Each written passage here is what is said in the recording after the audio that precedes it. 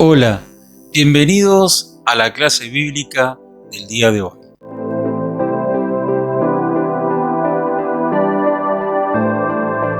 Soy el pastor Diego Merelo y hoy vamos a comenzar a estudiar el capítulo 12 del libro de Hechos.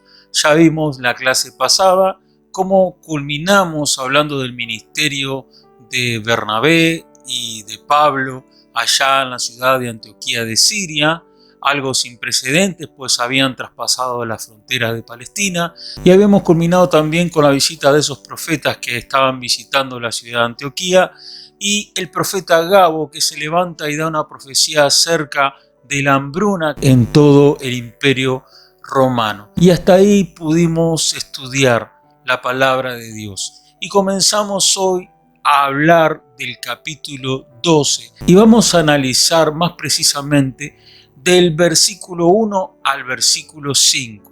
Mi esposa Fabiana va a acompañarnos hoy leyendo la palabra de Dios. Leemos Hechos capítulo 12 del versículo 1 al 5. En aquel mismo tiempo el rey Herodes echó mano a algunos de la iglesia para maltratarles, y mató a espada a Jacobo, hermano de Juan. Y viendo que esto había agradado a los judíos, procedió a prender también a Pedro.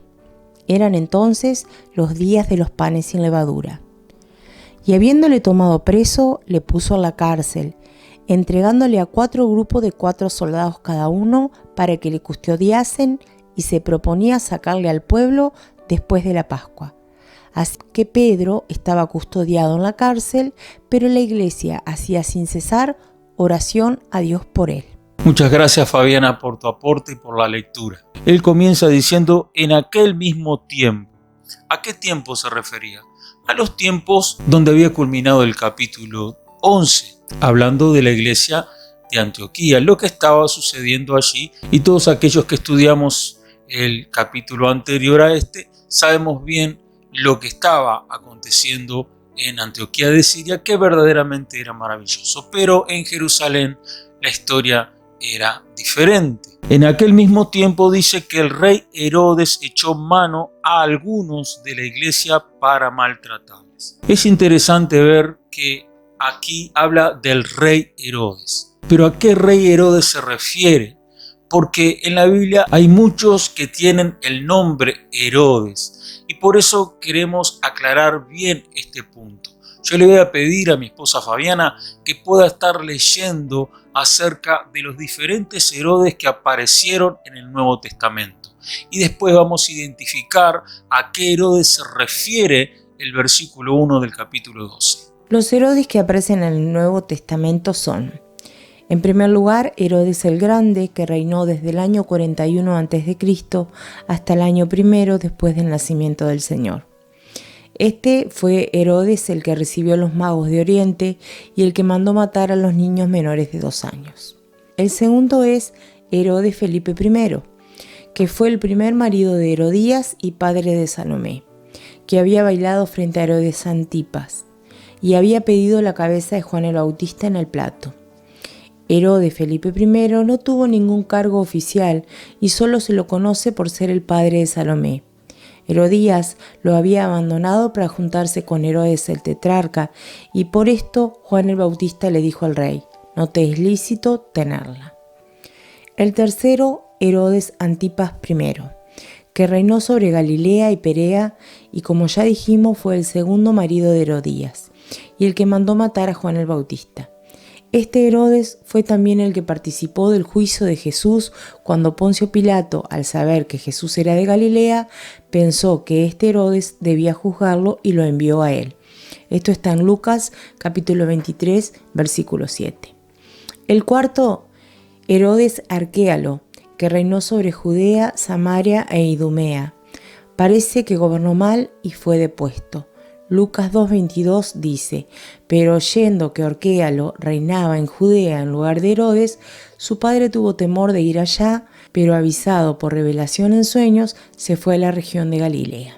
El quinto, Herodes Felipe II, reinó sobre Iturea y Troconitis, que comprendía la región al norte de Galilea. Fue fundador de Cesarea de Filipos, que estaba ubicada al norte del mar de Galilea, en línea vertical a unos 35 kilómetros. A Herodes Felipe II se lo menciona en Lucas 3:1. Siendo gobernador de Judea Poncio Pilato y Herodes tetrarca de Galilea, y su hermano Felipe tetrarca de Iturea y de la provincia de Troconite. El sexto, Herodes Agripa. Herodes el Grande tuvo un hijo llamado Aristóbulo, que fue asesinado por su propio padre, pero tuvo un hijo llamado Herodes Agripa. Este es el Herodes que aparece en el pasaje. Herodes Agripa nació en el año 10 a.C. y fue educado en la corte de Roma.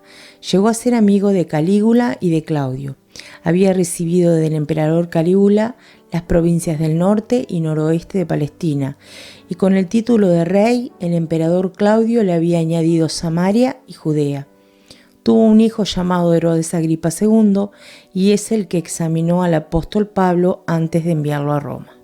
Bien, después del capítulo 8, versículo 1, que fue donde vimos la muerte del primer mártir de la iglesia cristiana, como fue aquel hombre lleno del Espíritu Santo y de sabiduría como Esteban, la iglesia de Jerusalén estaba en una relativa paz. La persecución que había comenzado ferozmente se había tranquilizado y los apóstoles se podían mover con cierta libertad dentro de Jerusalén, siempre guardando discreción. La palabra en Jerusalén ya había sido predicada a todo el pueblo. Pero después de algunos años, la iglesia de Jerusalén recibió una amenaza. Esta vez no venía de los miembros del Sanedrín ni de los líderes religiosos del judaísmo. Tampoco venía del pueblo común, sino que vino de el rey Herodes. Y como leyó Fabiana recién, ¿a qué rey Herodes se refiere? ¿A cuáles de los 6 mencionados? Se refiere al rey Herodes Agripa. Vemos que ese hombre tenía una peculiaridad. Él, si bien fue romano y fue formado, ¿verdad?, en Roma, fue amigo de 2 personas que llegaron más tarde a ser emperadores, como por ejemplo Calígula y Claudio, que es el mencionado de la hambruna en el capítulo 11. Calígula, cuando asciende al poder en el año 37 después de Cristo, ayuda a Herodes Agripa, debido a su amistad con él, a que él comenzara a reinar en algunas provincias de Galilea. Pero Herodes Agripa siguió escalando, siguió ganando poder sobre diferentes lugares de Palestina, hasta que llegó a gobernar Samaria y Galilea. Entonces vemos que si ya estaba gobernando la parte norte de Palestina, sino que también pasó ahora a gobernar la parte centro de Palestina, que era Samaria, y ahora la parte sur de Palestina, que era toda Judea. Entonces la totalidad de Palestina estaba bajo el reinado de Agripa. Ahora veamos algunos detalles más sobre este rey tan particular. Herodes Agripa I fue nieto de Herodes el Grande. Herodes el Grande es aquel que relata la Biblia en Mateo capítulo 2, versículo 1. Aquel hombre que estaba tan preocupado por el nacimiento del rey de los judíos, y el rey Herodes vio amenazado su reinado y mandó a matar a un montón de niños de la generación de Jesucristo. Por lo tanto, de ahí podemos conocer la perversidad del abuelo del rey Herodes Agripa. El rey Herodes el Grande tenía una esposa, y esa esposa era judía y se llamaba Mariana. Y si bien era judía, no tuvo prejuicios al casarse con un rey totalmente pagano e inmoral. El rey Herodes Agripa era nieto de Herodes el Grande y de su abuela Mariane, la judía. Bien, a través de la abuela Mariane, el rey Herodes Agripa pudo reclamar su ascendencia judía, cosa que se le concedió y pudo aprovechar al máximo. Según relatan los historiadores de la época, el rey Herodes Agripa se convirtió en un devoto creyente del judaísmo y, según cuentan los historiadores, disfrutaba mucho de vivir en Jerusalén y amaba esa ciudad.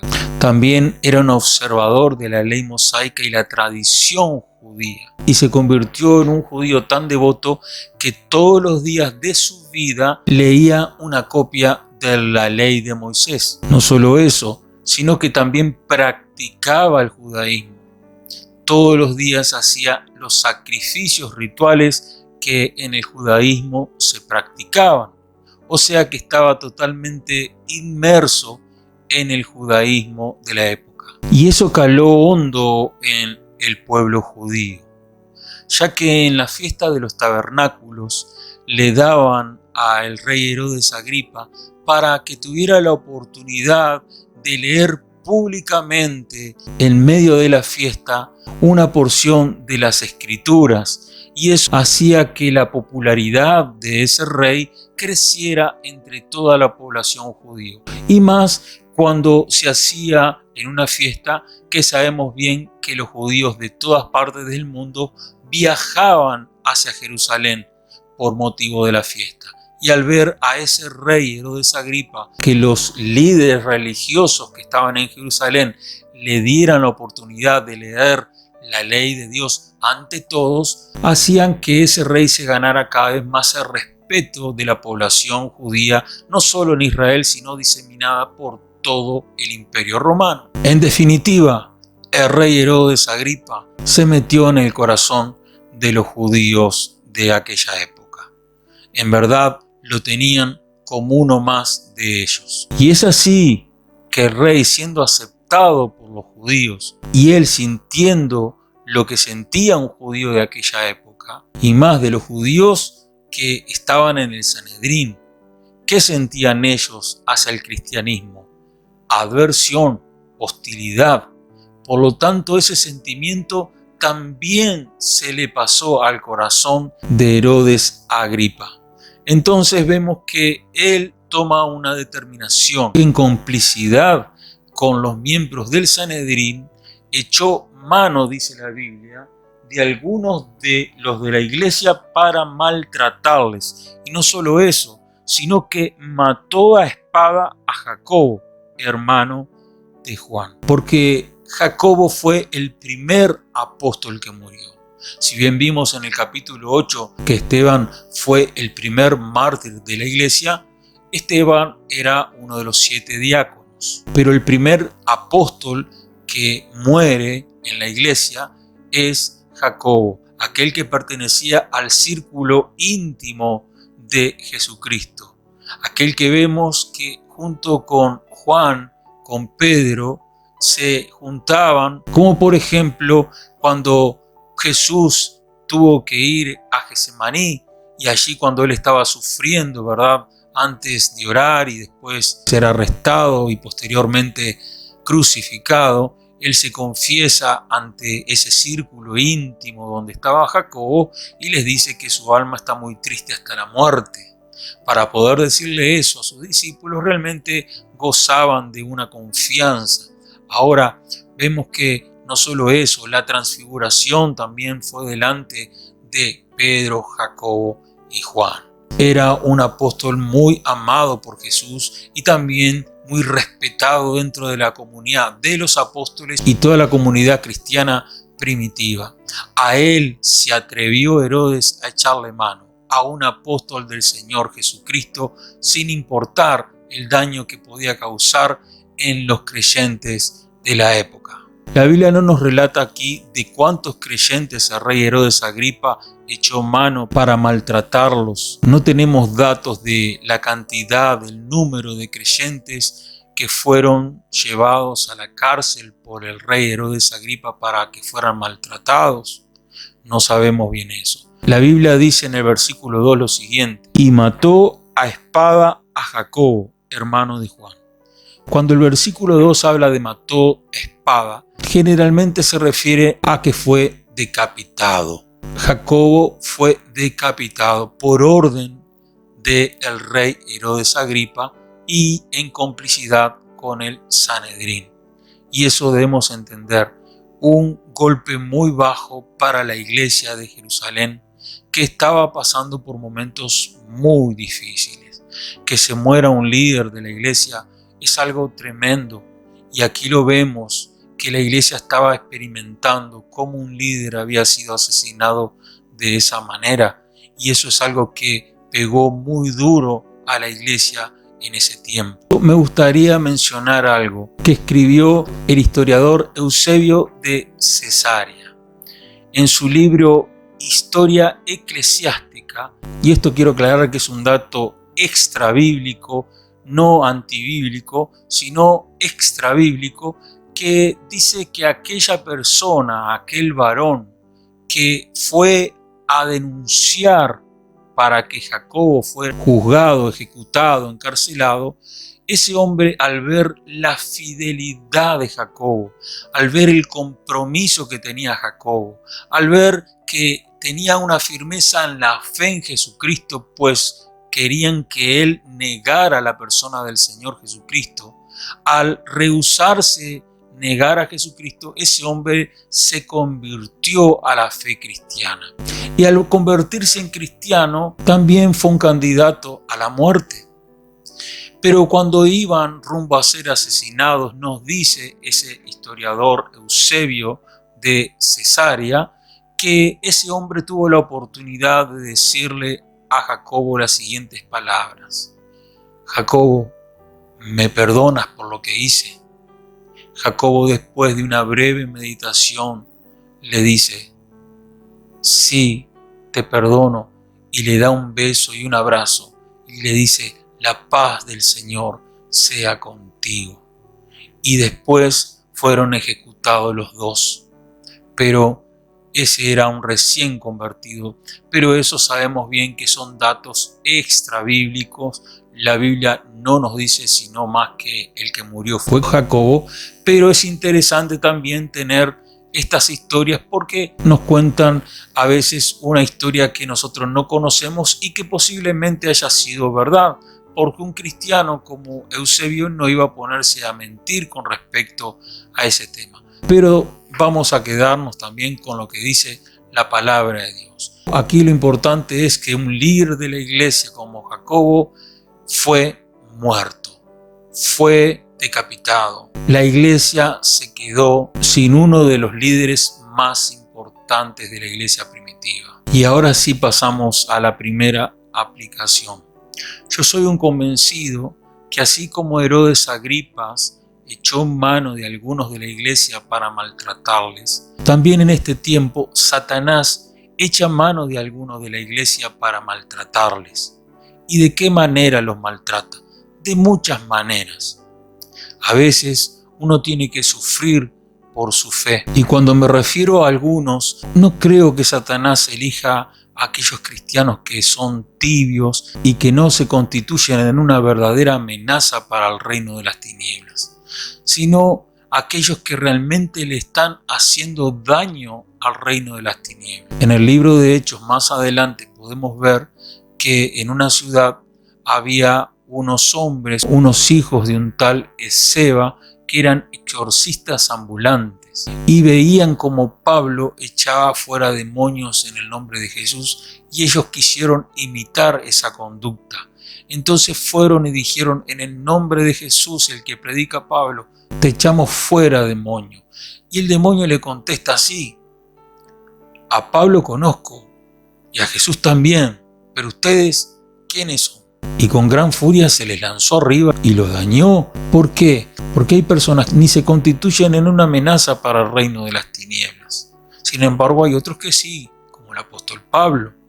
Y como en aquella época primitiva, también en estos días hay cristianos que su nombre es conocido entre los demonios, porque ellos saben bien, somos personas que le hacemos daño cuando le hablamos a alguien de Cristo y los apartamos del reino de las tinieblas.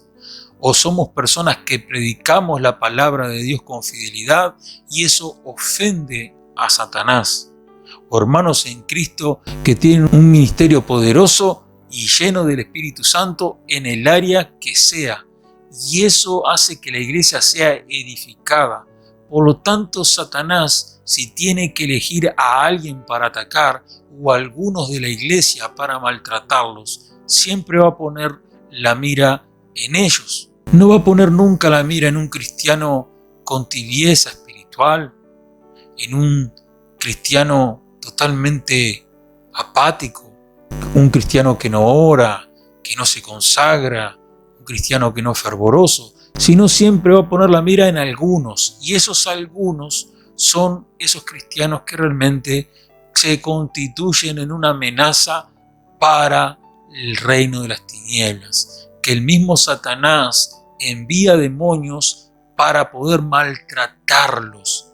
Hermanos, yo no sé cuántos de ustedes en sus ministerios, en sus vidas, están siendo maltratados. Y la palabra de Dios nos dice lo siguiente. En 2 de Timoteo, capítulo 3, versículo 12, dice así: también todos los que quieren vivir piadosamente o consagradamente en Cristo Jesús padecerán persecución. Y aquí vemos que Pablo especifica en la carta a Timoteo que aquellos, solamente aquellos que quieren vivir consagradamente, devotamente, con vidas piadosas, entregadas al Señor, esos padecerán persecución. Cuando tú eres cristiano consagrado, vas a padecer persecución en el trabajo. Te van a hacer la vida imposible. Se van a burlar de ti. Cuando tú eres un cristiano consagrado, aquellos que eran tus amigos, cuando te escuchan hablar, también se van a burlar de ti.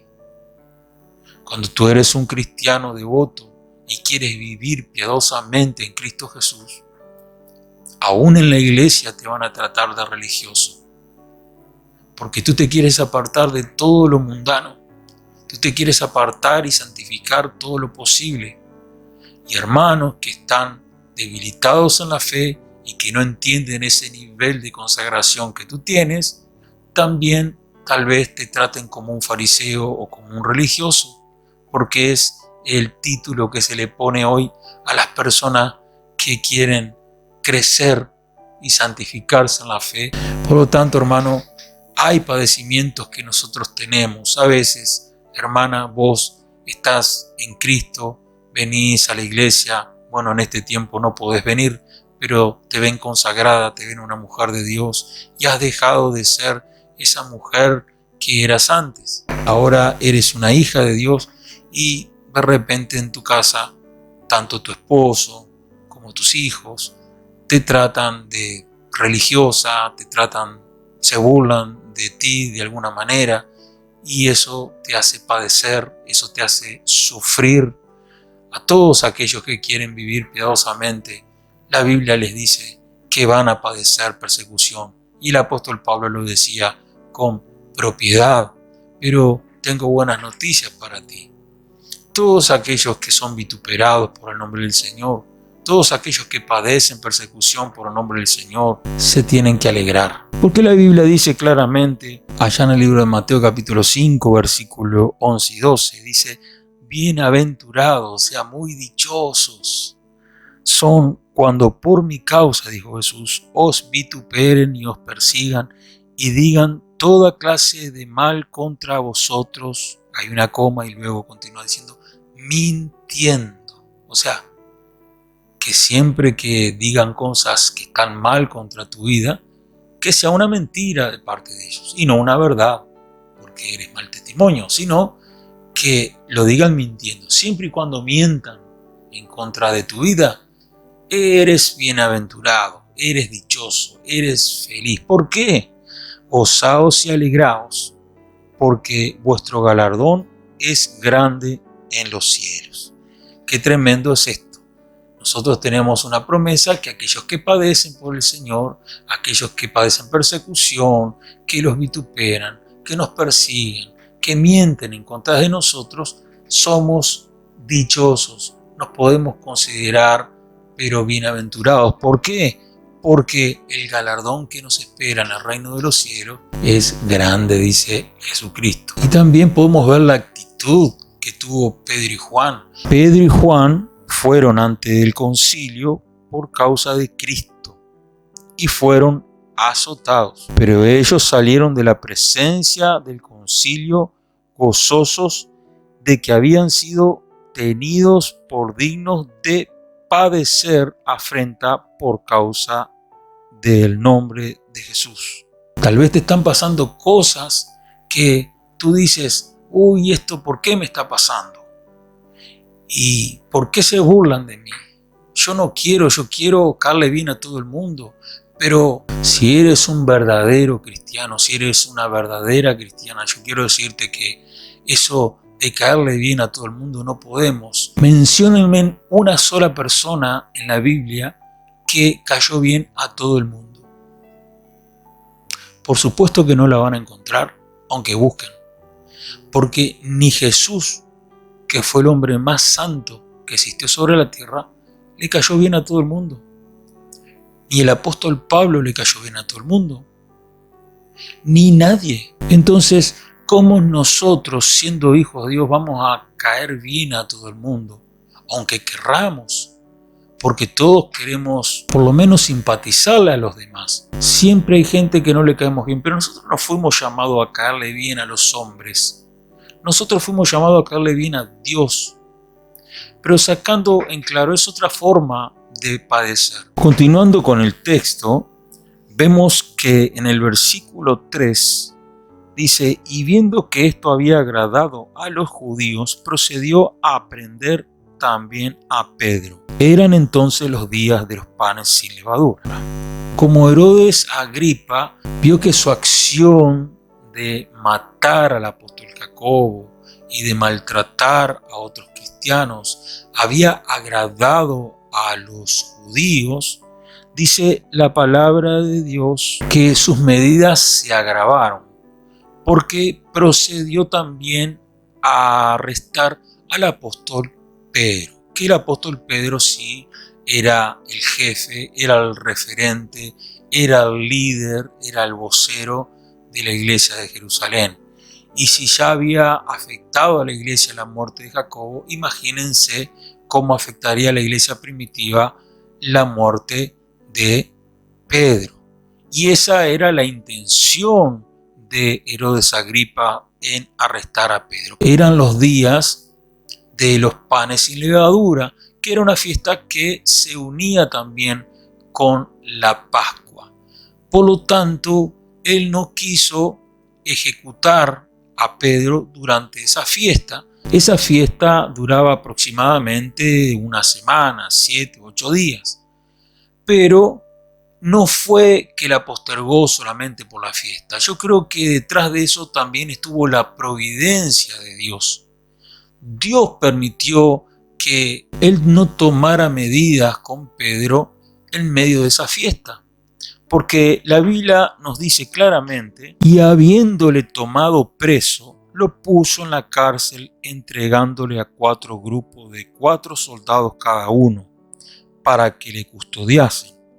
Y se proponía sacarle al pueblo después de la Pascua. Los planes macabros que verdaderamente Herodes Agripa tenía eran tremendos. Él quería totalmente eliminar a Pedro. Y podemos sacar otra aplicación práctica de esto.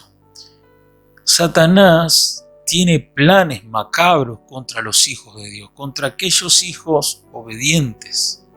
Así como Dios tiene planes de bien para tu vida, Satanás maquina en contra de nosotros.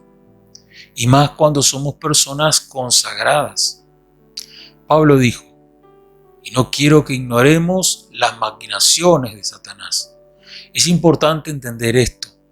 Satanás tiene maquinaciones ocultas y planeadas que nosotros no sabemos, que nosotros desconocemos. Pero Pablo decía, no quiero que ignoren las maquinaciones de Satanás. Y maquinaciones significa pensamientos bien planeados o estrategias bien planeadas. Satanás tiene planes para destruirte a vos, a destruir tu familia, a destruir tu iglesia, a destruir tu ministerio. Esos son los planes de Satanás. Y cuando tú eres un cristiano consagrado, más aún, porque Satanás ve nuestra consagración a Dios y él no quiere que nosotros sigamos en esa actitud consagrada, devota. Él quiere tibieza total en los hijos de Dios. Entonces él planifica, así como mató a Jacobo, planeaba matar a Pedro. Ese era el plan.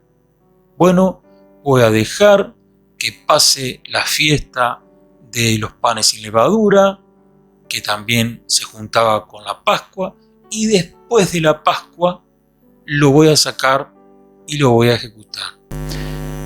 Para los romanos el encarcelamiento en sí no era un castigo. Lo que era un castigo era lo que se determinaba después hacer con la persona que estaba presa.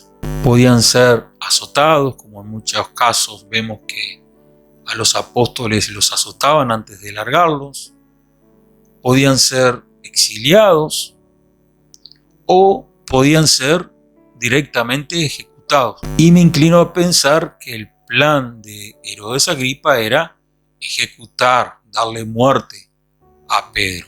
Y con eso le hubiera dado un golpe mortal a la iglesia de Jerusalén y a la iglesia en su totalidad. Hubiera sido terrible que Pedro hubiera muerto. Entonces, de aquí podemos extraer cómo hay planes que Satanás tiene en contra de nosotros. Si eres débil en algún área en especial, y por ahí va a atacar.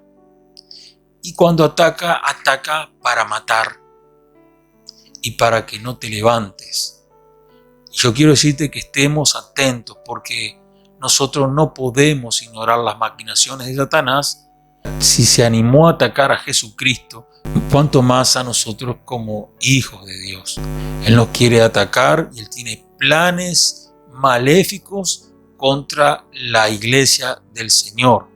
Y así era el plan que tenía el rey Herodes Agripa. Versículo 4 dice así: y habiéndole tomado preso, le puso en la cárcel, entregándole a 4 grupos de 4 soldados cada uno, para que le custodiasen, y se proponía sacarle al pueblo después de la Pascua.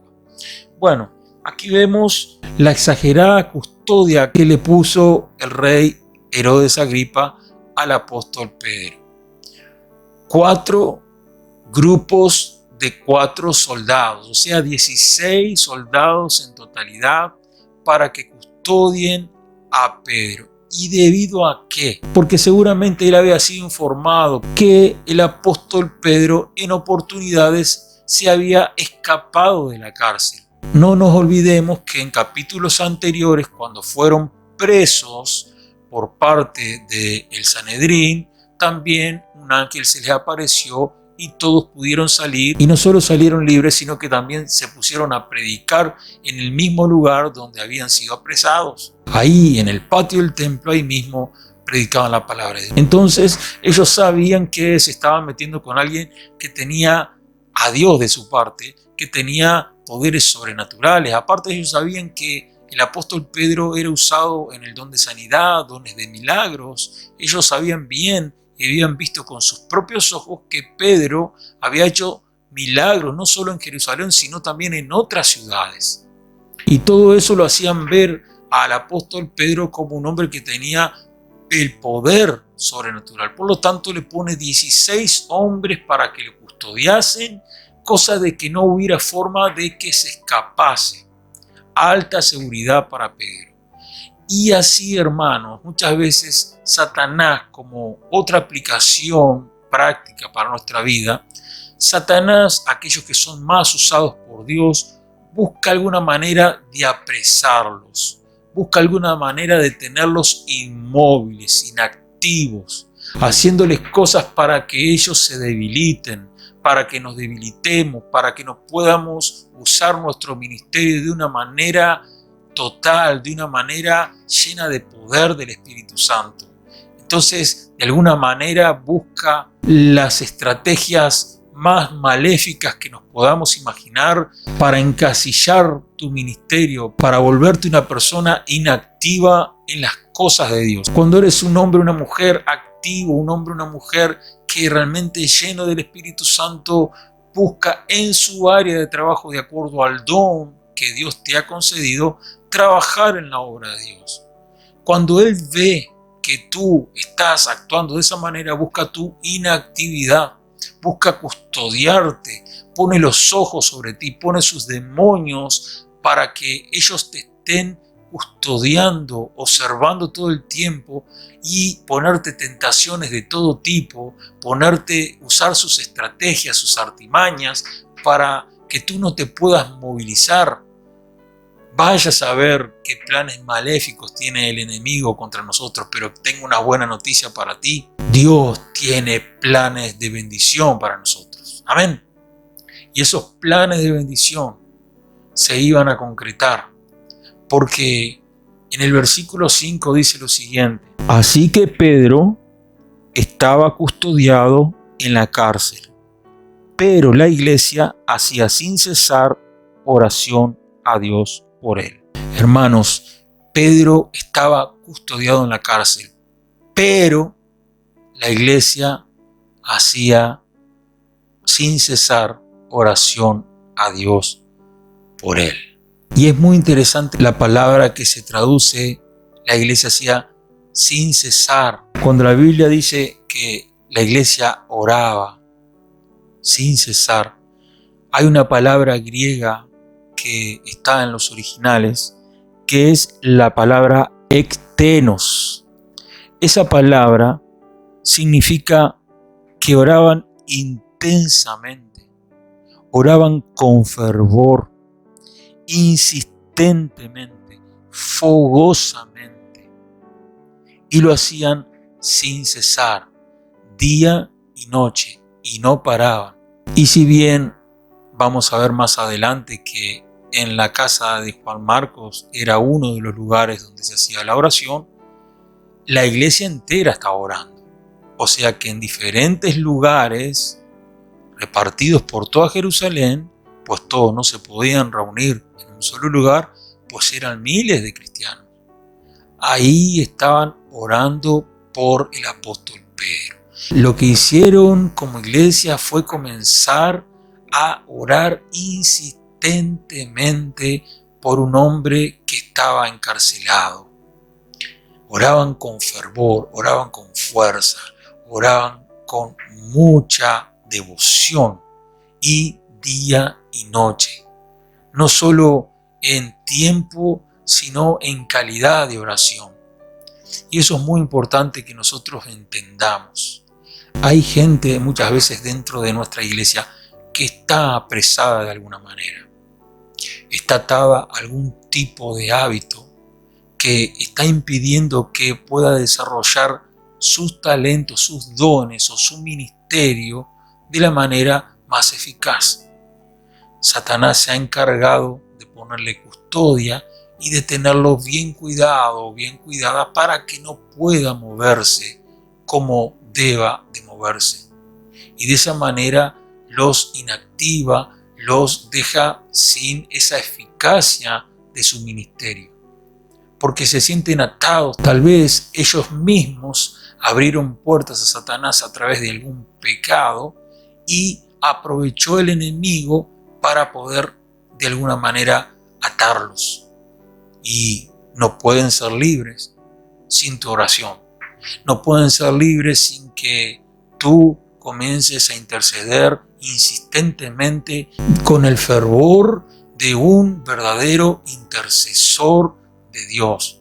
Hay hermanos que están en situaciones pero muy difíciles hoy por hoy, aún dentro de nuestra congregación, y necesitan de un grupo de personas que oremos, pero con el fervor, la fuerza que oraban estos hombres y mujeres de Dios en la iglesia primitiva para que el apóstol Pedro fuera libre o que se hiciera la voluntad de Dios y ellos la iban a aceptar, pero no iban a morir en el intento. Ellos iban a hacer todo lo posible como personas para poder luchar desde afuera para la liberación de Pedro. Muchas veces nos dicen, bueno, lo único que nos queda por hacer es orar. Y yo quiero decirte que orar no es poca cosa. Orar es mucho. dice Santiago, la oración eficaz del justo puede mucho. Y cuando se refiere a oración eficaz es a ese tipo de oración. Una oración de fe, pero también una oración de fuerza. Y una oración insistente. No nos olvidemos de la parábola de la viuda y el juez injusto, donde Jesucristo enseña sobre la importancia de orar con perseverancia para poder tener lo que pedimos. Bueno, hermanos, de esta manera me quiero despedir de ustedes, no sin antes decirle, pueden comentar lo que sientan en su corazón. Bueno, hermanos, que Dios les bendiga muchísimo y gracias por el apoyo que me dan a través de solamente escucharme y sacar sus conclusiones, sus propias conclusiones de la enseñanza que miércoles tras miércoles traemos a la iglesia, y aquellos también que nos quieren escuchar, así sean de cualquier denominación. Dios los bendiga muy ricamente.